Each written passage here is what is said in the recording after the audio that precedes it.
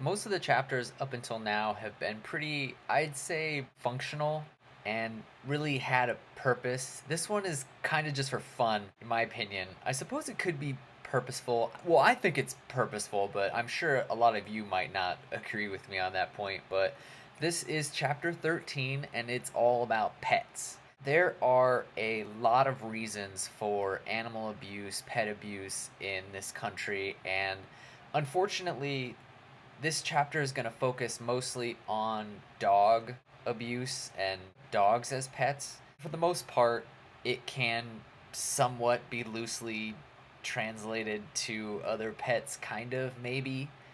Mostly dogs. But I think dogs are the majority pet in this country anyway, I think. And in any country, I believe. I'm not sure.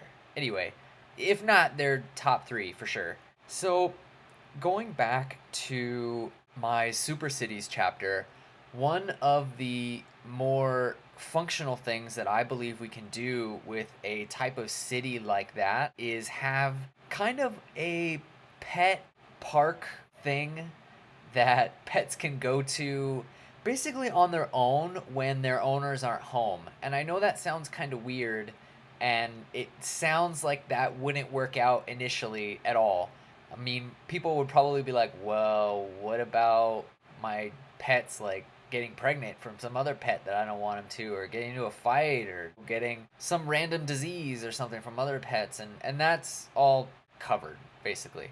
So, what it would be is since you're in this large apartment building, condominium, high rise complex thing, you would have access to a doggy door kind of thing that would be in your home. And what it would do is each pet would have like a collar with like a radio transmitter that would only allow them to open the door to their place. So basically, no dogs from other houses or other people's places could get into your house, right? So only your dog can get in there.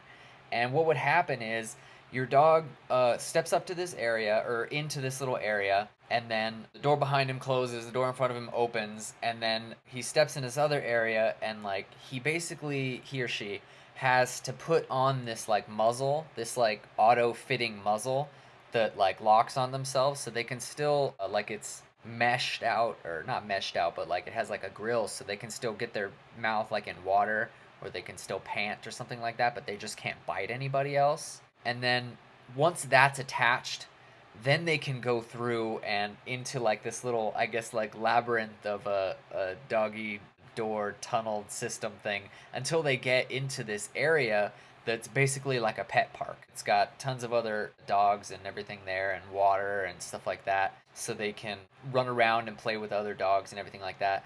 And you guys are okay, well, that's the fighting part, but what about like the mating and the diseases? Well, you wouldn't be allowed access. Basically, your little doggy door thing won't be activated unless you meet certain requirements. Like for one, obviously your dog needs to be fixed, and two, that your dog needs to be updated with their shots and everything. And if they ever lapse on this, it's really just like an electronic system that they can shut off from somewhere. So if like the vet gets your records or something like that and it's like, "Oh, well, you're overdue or you never did it," then it can just disable it, the little doggy door thing to your house so you wouldn't be able to get in there or the dog wouldn't be able to get access to the thing. So, and the reason why I have this kind of system out is because one of the big reasons why pets are abused is because they act out, and they act out a lot of times because they're neglected, and that's not really people's fault. It is people's fault, but a lot of people work 8 hours a day and then they sleep 8 hours a day and then they run errands and do chores the other 8 hours. So it's really hectic for people, and having dogs and all that time is just, I'm not making excuses for people because it's really, I mean, if you get a pet, you really need to have the time to, spend with them. Because not only separation anxiety, but also just too much energy built up throughout the day. It just, sometimes when people come home, their houses are completely destroyed because of something that their dogs did. And that's not necessarily that your dog is crazy, it's just that they're acting out or they have too much energy or something like that. And a lot of the ruckus they cause ends up making their owners pretty mad, and it makes them want to hit them and do other type of stuff and punish them that really I mean, they're simple creatures, and they really shouldn't be treated that way. And giving them this outlet will allow them to socialize with other dogs, run around, do whatever, and people can go there and just play with them, I guess, if you really wanted to. I mean, if you don't have a dog or you don't have time for a dog or whatever, I guess you could go volunteer as like a pet supervisor at this place or something like that, whatever. Another thing about pets and animals is a type of toilet that I'd like to see design that they can use. And this works for both dogs and cats. I don't, any other four legged type of pet, I guess it would work on, kind of, but not really because most of them are too small. So, anyway, basically, every one of these housing units in the big city would be installed with a pet toilet. And what a pet toilet is this slit in the ground.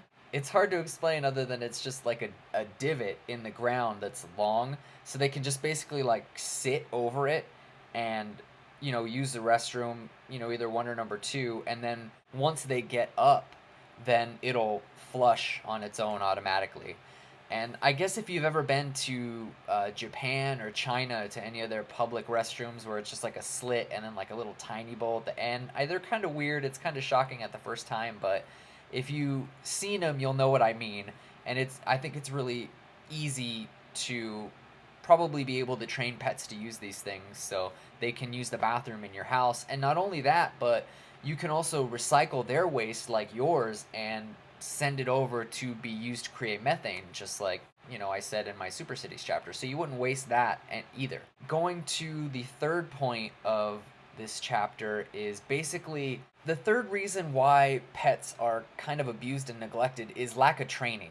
And I think one huge thing that we can do is have more control over pets in this country. And I know if you've ever seen any of those like pet police shows or anything like that, you see them pull up to these houses with these people that just do these ridiculously crazy things to their pets, and it's like you think to yourself, it's like, why is everyone allowed to have pets? Why?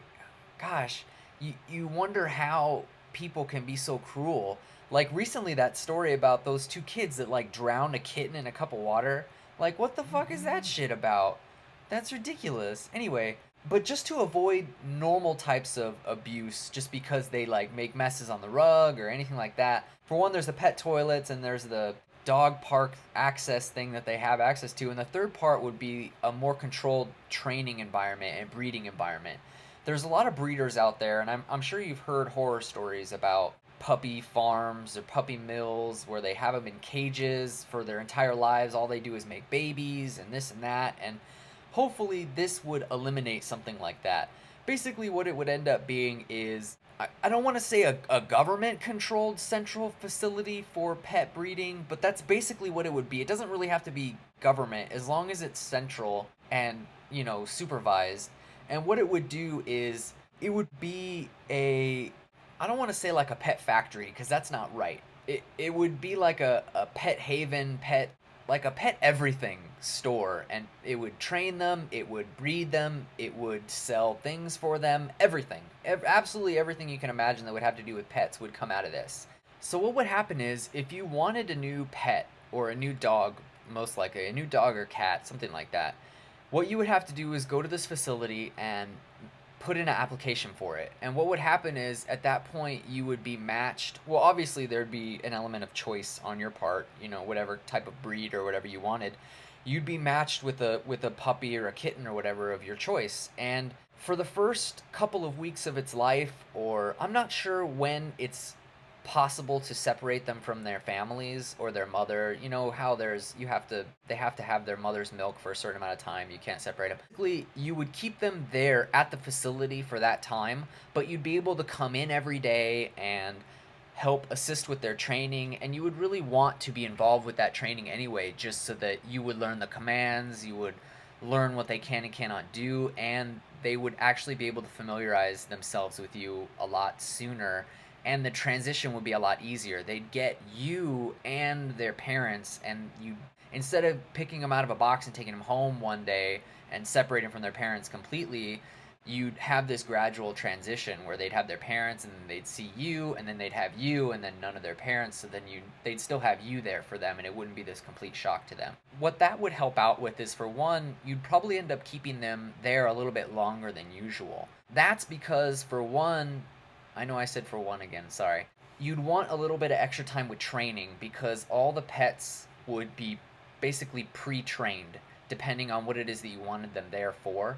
And if it's just a house pet, I mean, you would have this list of things that you would be able to train them on, and however many things you pick, that's how long they would be there for. And hopefully what we'd be able to do is set up a system where we can have the adult pets help train their children pets along with the trainers and the future owners. Hopefully the dynamic with the parents training them or helping them being trained, like seeing, watching by example, and you being there, and then you will be able to teach them commands, and then when they get home, they're still taking commands from you, so it'll be a lot easier in transition, and they'd be able to learn a lot more, because a lot of people just don't have the time to train their pets. So I mean, at this point, you'd kind of have to sign on and you'd have to commit. Like, if you signed up for the pet and you didn't make it to the training, you wouldn't get the pet.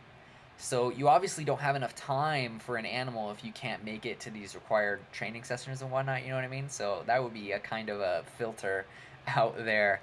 And the other one would just be that people can't just breed their pets, the other filter, and then just sell them to whoever. Obviously, you'd have to sign up, and if you were ever convicted of having animal abuse or anything like that, then you wouldn't be able to have pets. At this point, what would happen is pets would be a lot more well trained. So not only would there be bathrooms and there'd be outlets for their energy, but they'd be so much more obedient, and you wouldn't. Basically, all pets would just come out just perfect because they'd have all these bonuses going for them, and people wouldn't have to worry about certain things like that. And what would end up happening is, if we had a central breeding system like this, what we could do is select certain pets for breeding purposes and fix all the rest of them. And what we can do is end up making pets a lot smarter and a lot healthier than they are today. And really, a lot of dogs and cats are very, very intelligent. But if you can imagine having such a huge, if it was all pets had to come out of this one place. So it's not like you'd have this small gene pool that you'd be working with, and they'd be able to work with other facilities from other super cities. You would eventually end up with just these brilliant, brilliant dogs that could probably type small words. If you gave them like this little panel with these things and they could tell you what they wanted or how they were feeling or something. It would be insane how smart these pets could be at some point, and how healthy they would be. It would relieve so many like health issues, so many training issues. It would just be wonderful. As I'm sure you're probably wondering, I'm a pretty big pet animal rights activist kind of guy, and I'm pretty sure that that's come through just listening to this. So hopefully other people feel as strongly as I do about pets and support this chapter and this series. So I guess that's the end of it. Don't forget to like and subscribe, and I guess I'll see you guys next time. Thanks.